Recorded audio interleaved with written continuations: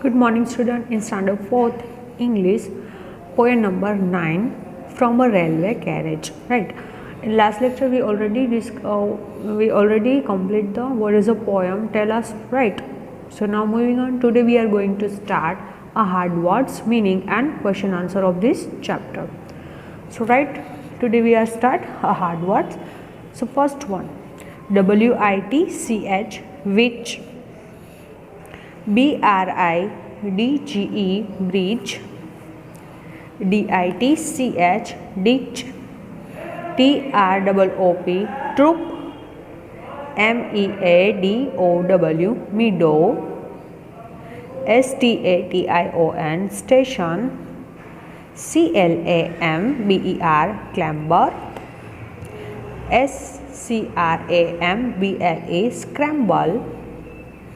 GATHERING, gathering. BRAMBLES, brambles. Number 11, TRAMP, trap. Number 12, STRING, stringing. Number 13, LUMPING, looping. Number 14, LOAD, load.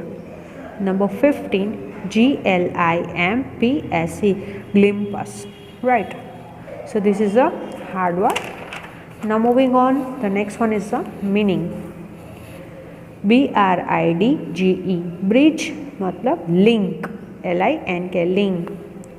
Number 2, clamber मतलब clamp, चढ़ना, CLIMB. Then glimpse मतलब sights, SIGHT, sight. Gathering मतलब collecting, COLLECTING, collecting. Gas मतलब stare, इसके सामने देखना एक ही तरह से, right? STARE. Then scramble means rush, RUSH. Sight means view. Troop means soldiers, SOLDIERS. Right, so this is the meaning. अब इसका हम हिंदी में ट्रांसलेट देख लेते हैं. विच मतलब जादू करना. ब्रिज मतलब पुल, राइट. डिच मतलब खाई, जो हमने झाड़ियों की वाली देखी थी, राइट. देन ट्रूप मतलब एक टुकड़ी, जो सेना की टुकड़ी थी वो. मिडो मतलब जो घास, जो फील्ड होता है हमारा, घास का मैदान. स्टेशन मतलब एक जगह से दूसरी जगह हम जाते हैं जब रेलवे ट्रैक में, राइट, तो जो बीच में आते हैं वो स्टेशन, एक अड्डा, एक जगह, ठीक है. नेक्स्ट, क्लैम्बर मतलब चढ़ना. देन स्क्रैम्बल मतलब तेजी से चढ़ने वाला, ठीक है. वो जो एक बॉय था, राइट, वो बार बार ऊपर चल रहा था, ठीक है, ऊपर तेजी से चढ़ रहा था वो. गैदरिंग मतलब इकट्ठा करना. ब्रैम्बल्स मतलब झाड़ी की, कांटेदार वाली जो झाड़ी होती है, राइट, वो. देन ट्रैम्प, राइट, यहाँ पे हमने ट्रैम्प एक पर्सन की बात की थी, राइट. ट्रैम्प मतलब जो स्टेशन पे खड़े होते हैं, राइट, वो पदयात्री, राइट. देन स्ट्रिंगिंग मतलब एक रस्सी, राइट, एक तार. देन लूम्पिंग अगेन इकट्ठा करना, लूम्पिंग मतलब इकट्ठा करना. Then next one is load मतलब जो भारी सामान होते हैं वो. देन ग्लिम्पस मतलब एक झलक. लास्ट में हमने देखा था ना कि एक झटके में जो ट्रेन थी उसके सामने जो व्यू आता था वो चला जाता था, ठीक है. देन मीनिंग के हम हिंदी में देख लेते हैं कि इसका मीनिंग क्या होता है. लिंक मतलब कड़ी, राइट. ब्रिज मतलब लिंक, लिंक मतलब जो ब्रिज हमने देखा है, राइट, वो वाला. देन क्लैम्प मतलब हमें पता ही है, चढ़ना. देन साइट, साइट मतलब जो दृश्य होते हैं, राइट, आजू बाजू हम जो ट्रेन में से देख के बैठ के जब दिखते हैं, राइट, वो दृश्य.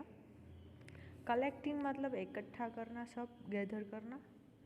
देन स्टेयर मतलब हमने देखा ही था कि जो पर्सन था वो एक ही तरह से, राइट, उसके सामने देख रहा था, राइट. रश मतलब तेजी से करना. देन व्यू मतलब जो चित्र जो हमें दिखता है वो.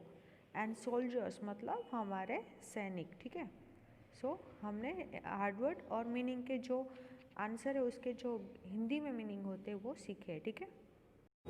Now moving on, question answer of this poem, right. So look at your first question and answer. Number 1, describe the things noticed by the poet from the window of the railway carriage, right.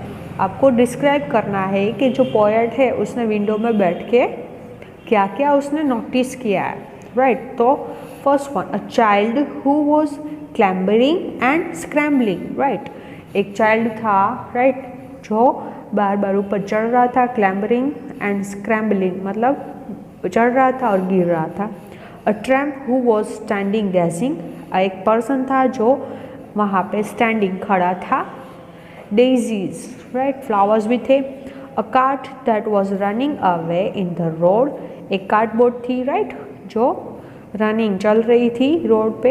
And hill and rivers, right, और hill और rivers हमने देखे थे। So a child who was clambering and scrambling, a trap who was standing gazing, daisies, a cart that was running away in the road, and the hill and river, right। ये सारी चीज़ उसने poet में notice की थी। Now number 2, and charging along like troop in the battle, what is refer to as a charging along like troop in the battle, right। आपको ये बोला है कि a charging along like troop in the battle, right। मतलब हमने याद रखा था बैटल मतलब जैसे सोल्जर है वो युद्ध में जाने के लिए रेडी होते हैं। तो ये जो लिखा है वो किसके लिए पोएट ने लिखा है, तो answer is the train is refer to as a charging along like a troop in a bottle, मतलब ये जो चीज़ है वो किसके लिए लिखी है उसने, पोएट ने, ट्रेन के लिए, right. So answer is third, train, right.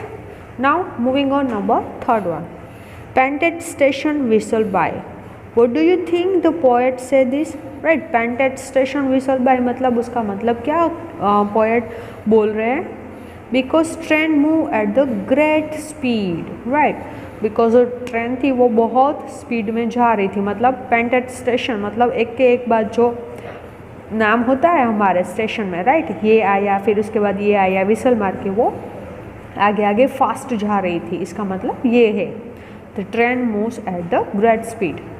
Number 4, how does the poet describe the child, right, उसने चाइल्ड को कैसे डिस्क्राइब किया है। Poet described child as the one who clamber and scramble all by himself, right। So describe किया है कैसे, ऊपर चढ़ रहा है और गिर रहा है अपने आप, right। So clamber and scrambles all by himself, अपने आप ऊपर चढ़ रहा है, अपने आप नीचे गिर रहा है, right। वैसे उसने उसको डिस्क्राइब किया है। Now number 5, what does the poet say about the trump, Trump के बारे में पोएट ने क्या बोला है, आपको पता है ट्रम्प मतलब एक पर्सन की बात हुई थी यहाँ पे, right. The poet say that the trump is standing and gazing, right, वो वहाँ पे खड़ा है और देख रहा है। So standing and gazing. Number 6, lumping along with the man and lord, what is referred to as a lumping along, right। ये जो पूरी स्टांजा की एक लाइन है उसमें किसके बारे में lumping along बोला है। सो answer is cart is referred to as a lumping along, right। So cart है वो lumping along है, मतलब वो पूरा उसको खींच के जा रहे हैं। Then number B question, why does the poet use the term lumping? The cart is carrying the man and loaded with the difficulty, right। तो जो कार्ट थी वो मैन को भी और जो बहुत सारी चीज़ थी उन सबको लेके खींच के जा रही थी, तो उसके बारे में उसने बोला है, right. So this is the question and this is the answer, right. Now number 7, and here is a hill and there a river, each a glimpse and gone forever, what does the poet means to say in this lines, right। ये जो line है उसके बारे में poet क्या बताना चाहते हैं हमें। सो answer is The train is moving too fast, which gives the impression as if the landscape seemed to fly away within short span of time, right. मतलब जो लैंडस्केप थी, जो खेतर था, राइट, वो 2 सेकेंड में अपनी सिम से भी बहुत दूर जल्दी से, जैसे फ्लाई अवे मतलब जल्दी से चला जाता है, right. So the train is moving too fast which give the impression as if the landscape seems to fly away within short span of time, बहुत short time में वो वहाँ से निकल जा रही है। Number 8, make a list of words used in the poet to describe various sound, right? First, charging, then fly, panted, clambers, scrambles, gathering, stringing, trumping, and whistled, right? Whistled by, right? So this is the list of word that used in poem to describe the various sound, right? So this is a question answer of this chapter. We don't write question number 9, right? So this is the question answer, meaning and hard word of this chapter, poem, sorry, right? So I hope you are clear. Thank you.